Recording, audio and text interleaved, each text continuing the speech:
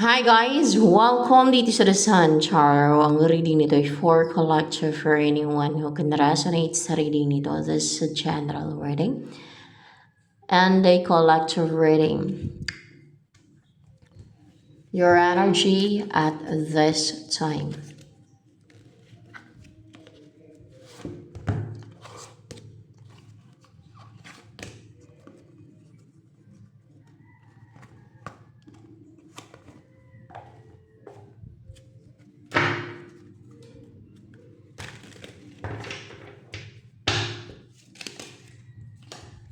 Come on, be my baby, come on. Emperor, you're strong, may authority, or a boss, mga ganun. Respected, or strong yung personality mo right now. You're so brave. No one could question your strength and your authority. Ganyan. Makikita yan sa personality mo how strong you are and respectable you are, how respectable you are. And merong sheep dito, you know what, yung mga sheep or yung mga goat ay mga very determined and they don't doubt themselves, no, na maakyat nila yung mountain o yung goal nila. Para sa kanila, it's so exciting. It brings excitement. So, parang ganun ka din na the more na mataas, the more na nagbibigay ng excitement yun sa'yo, it doesn't stop you, but it makes you more excited and more determined. That's why possible you reach already a pinnacle of success. Ano pa ang about sa'yo? Energy mo. 7 of Cups and Reverse. Hindi ka na nalilito. Hindi ka na naguguluhan. Hindi ka na nahirapan na pumili. Hindi ka na clouded yung isipan mo, distracted yung isip mo na mga choices, options, or mga distractions, na mga outside and influences, mga ganyan ba? Wait lang ha.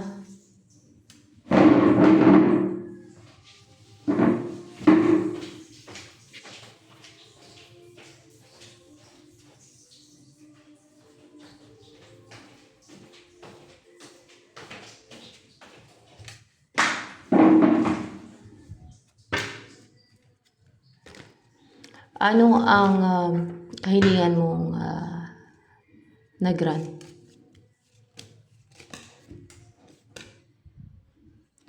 Empress.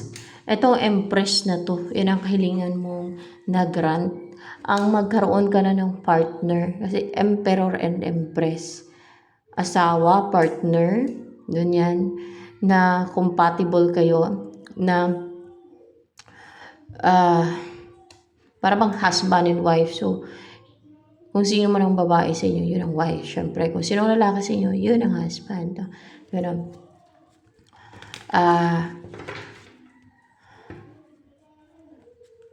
Ano pa? Ang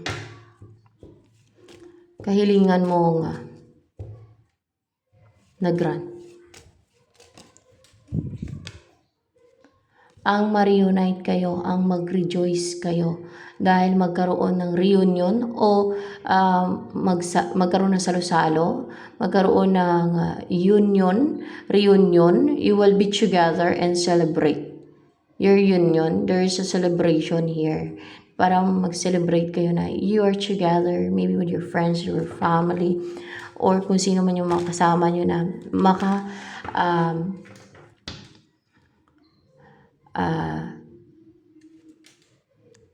kita ng pag-reunite niyo, kung sino ang makakasama nyo, no? Sa mangyayaring reunion sa inyo, kung sino yung nandun. Possible your family, your loved ones. And kilala mo na ba yan? Kilala ka na ba ng person na maging partner mo na yan? Upright ba to? Yes? Kilala ka na niyan. So, ibig sabihin, matatanong natin kung ano yung feelings niya sa'yo. Ano yung feelings sa'yo ng person na magiging partner mo, maging spouse mo, ganoon. Submissive. Hindi na siya yung makipagtaas-taasan sa'yo o yung maging, yung parang superior na ayaw makapag-ayos. Hindi na siya ganoon. So, willing na siya makipag-ayos sa'yo. Or dinidesire niya magkaayos kayong dalawa. So, ano pa? Maybe it's your ex. Or kung hindi man, kasi there's reunion here. Or you will be reunited. Or kung hindi mo man siya nakarelasyon in the past na nagkakilala kayo, na nagkaroon ng conflict sa inyo, then hinangad niya o dinidesire niya na magkaayos kayong dalawa. No? Lalo kung nagkaroon ng argument sa inyo. Pero kung dati mo siyang karelasyon, ay malamang nagkaroon ng argument sa inyo. Or yung hindi kayo nagkasundo ba? So, ang gusto niyo magkasundo kayong dalawa. Yan. Ano ang gusto sabihin sa'yo ng mapapangasawa mo na yan? This is a collective reading, guys, ha? And for inspiration na din. You speak to me through music. Siguro yan ang kanyang in-embody energy. Empress. Ikaw, emperor. So, it doesn't mean kung babae o lalaki ka. Kasi ibig sabihin, strong lang talaga yung personality mo sa kanya. More on feminine. No, ikaw, more on masculine. I can't stop thinking about you. O, hindi siya matigil kakaisip sa'yo. And, nagsasalita ka daw sa kanya sa pamamagitan ng music o kanta. Sa music, ayan. You speak to me through music, sabi niya. So, ano pa, ang iniisip ngayon ng magiging asawa mo na yan o magiging partner mo in life, iniisip niya, ang mag-take ng action, ang maging driven, ang i-pursue ka, o maybe ang puntahan ka, there's action here, na brave siya and courageous, and yun na talaga clear sa mind niya kung ano yung goal niya, kung ano yung gusto niya mangyari, kung ano yung intention niya. Which is, ano yung intention niya sa'yo? Bakit napaka-brave niya? Ang mahalin ka ng palalim, ang ingatan ka, ang pahalagahan ka, ang bigyan ka ng importansya, ang to take care of you also, no? Maging ano siya sa'yo, maging soft-hearted, maging empathetic, loving, caring, affectionate. Ang mahalin ka niya in short, no? At, o iparamdam sa'yo ang pagmamahal niya. Ayan. At, ano pa, ang gustong sabihin sa'yo ng magiging asawa mo na yan o magiging partner mo na yan. You know what, guys? Think positive. Doon tayo sa positive. And yun naman talaga ang lumalabas yan. And this is a collective reading. So, ayan. Ano ang gustong sabihin sa'yo ng person na yan na mapapangasawa mo? Upright ba yan?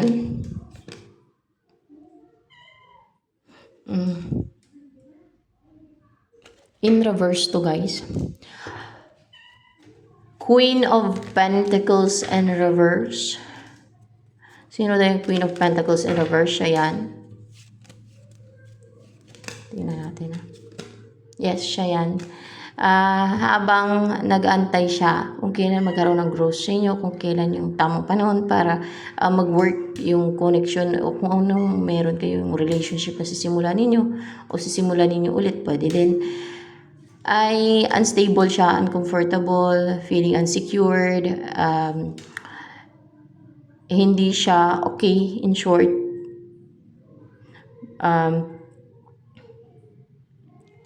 Para bang hindi siya healed din kasi may color green, parang with a color red din kasi in reverse, parang nawala yung braveness niya.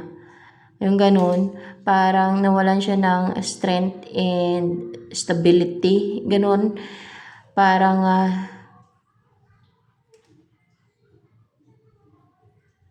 malungkutin siya na parang ah, talaga affected. In short, affected siya. Ano pa? Past person or new person man nag-aantay. Nag-aantay ng tamang panahon, tamang time. Kung kailan yung mag-grow, magkaroon ng growth. Kung kailan tamang panahon para mag-work o mag-grow yung sisimulan ninyong relationship o sisimulan ninyo ulit na relationship.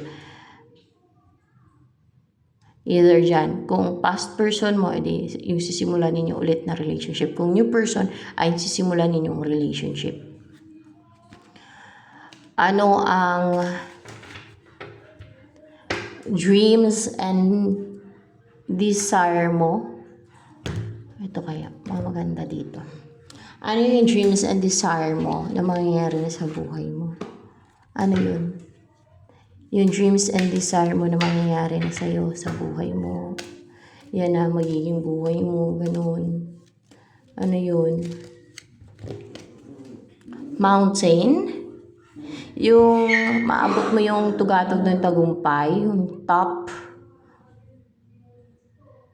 or great success or pinnacle of success, or yung palagi ka pating with specific here na mountain, yung palagi kang namamasyal sa bundok, o pwede din na doon ka titira malapit sa bundok, tapos manguha ka ng mga berries, mga ganyan ba?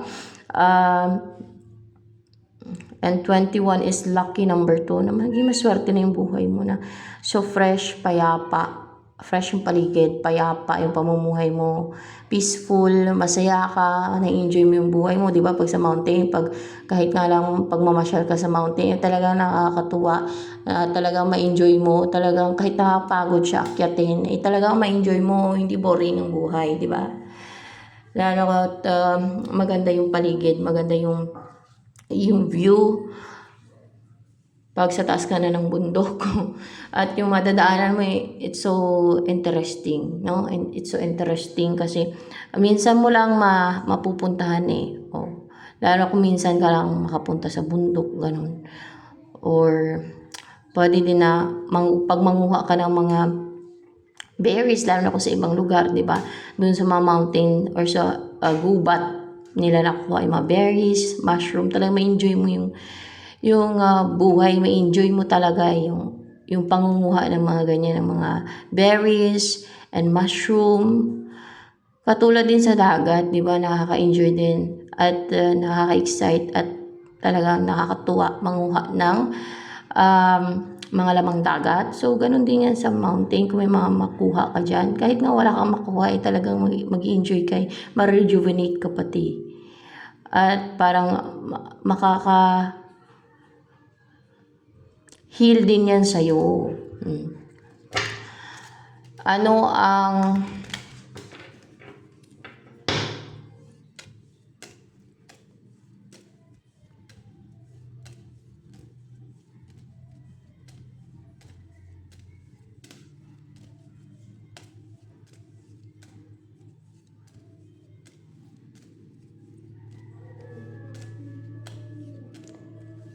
ano pa ang gusto mong buhay na mangyayari na sa buhay mo?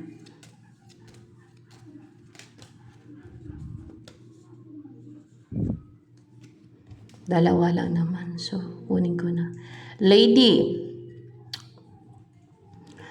na you will spend time with animals, with birds. Mukhang titira ka malapit sa mountain, madaming ibon, no? Na lalapitan ka ng ibon, dadapo sila sa'yo, ganyan ba? And yung kusang lalapit sa yung ibon, maging maamo sila sa'yo, ganun. And or else ay darating na sa yung messages kasi sumisimbolo din ng message yung ibon Kung darating na sa'yo messages na mga inaantay mo, na may in-expect mo, or kung wala ka mang in-expect na messages ay darating na. Dadating na sa'yo, makaka-receive ka na ng messages or call or tawa or chat, mga ganun ba. And yung maging stable na yung buhay mo, secured ka na, at magkaroon ka ng bahay o magkaroon ka ng bagong bahay na parang sa paanan ng bundok or else ay madaming puno yung paligid ng bahay mo, ganun, na so fresh yung surrounding. You will feel stable and secured and safe in your house na full of love sa bahay na yan, ganun. Yan. Ano pa ang nais sabihin sa'yo ng person na yan na mapapangasawa mo? Ayun na, magsasama na kayo sa bahay niyo.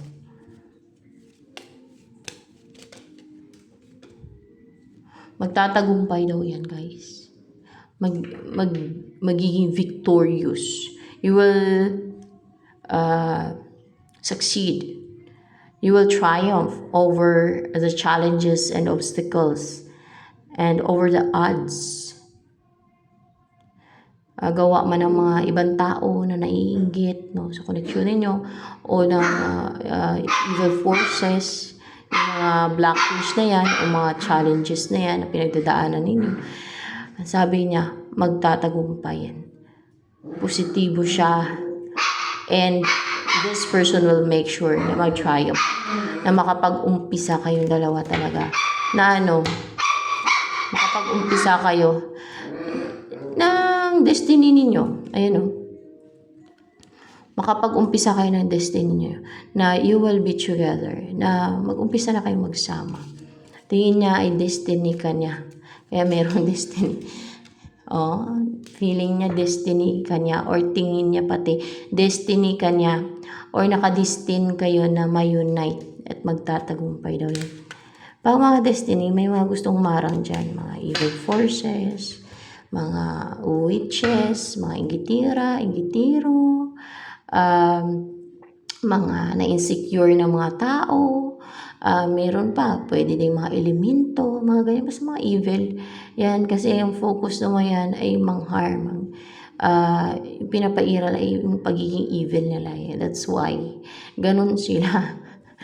Ayaw nilang maging masaya ang iba. Kung evil forces na, ayaw nila maging masaya yung tao na yan. Ayaw nila ma-unite yung nakatadhana na yan. Mga ganun yun eh.